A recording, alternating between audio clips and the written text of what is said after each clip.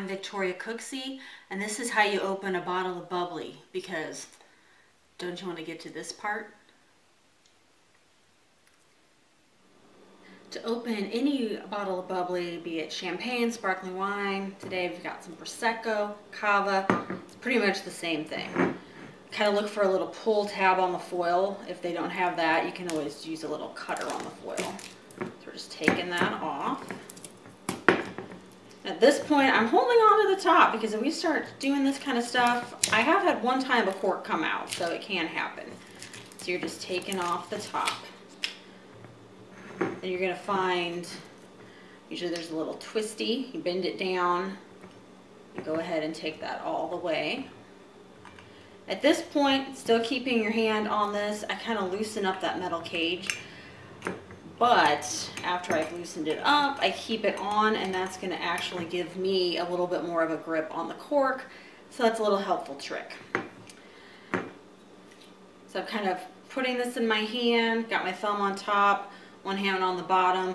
If this is wet a little bit, you can dry it off too. And I'm kind of holding this hand steady, and I'm twisting the bottom of the bottle.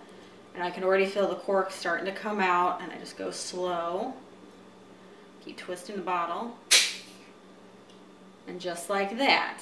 So you might have noticed, kind of got a little sound, which is actually what you want. When you get the pop, you're like, oh, I pulled that cork out too much. But sometimes the pop, it's fun anyway.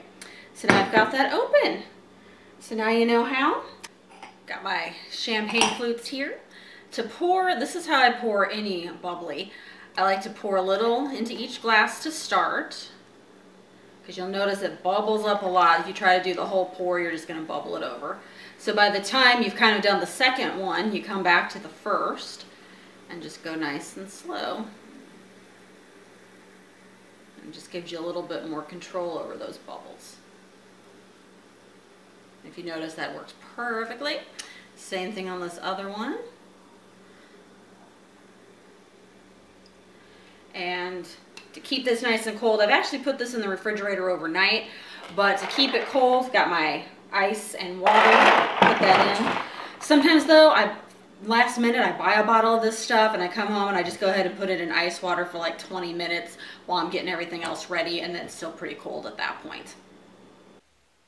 Well, I've poured a glass for me, and of course I've poured one just for you. Thanks for watching. Happy holidays.